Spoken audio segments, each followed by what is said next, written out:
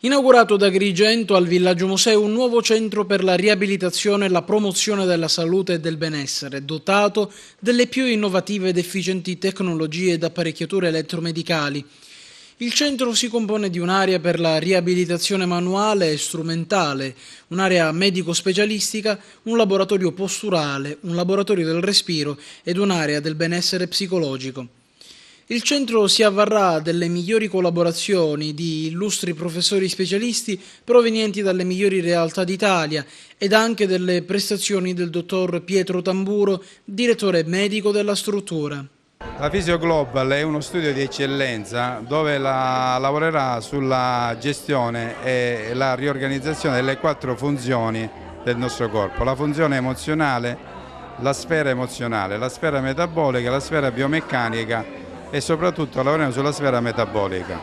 Quindi il nostro obiettivo è migliorare la funzione, lavorare sullo stato di benessere della persona. Lavoreremo molto con gli sportivi, soprattutto gli sportivi di alto livello e anche sportivi amatoriali, dove andremo a migliorare la performance e il recupero.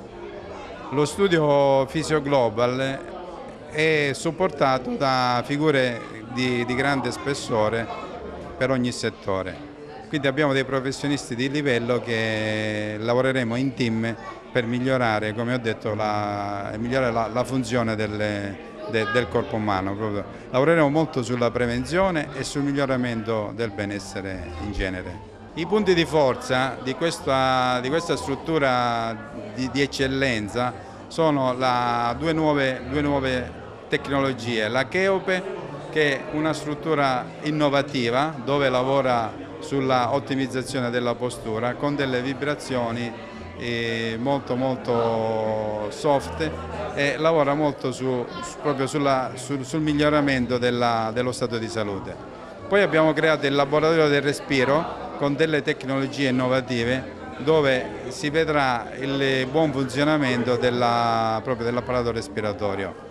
E in più abbiamo il lab della postura, un lab della postura dove facciamo una valutazione a 360 gradi e poi da lì sviluppiamo dei programmi di ottimizzazione che verteranno soprattutto sul miglioramento oculomotorio, sul miglioramento vestibolare, sul miglioramento della respirazione in genere, ma soprattutto sulla biomeccanica del corpo.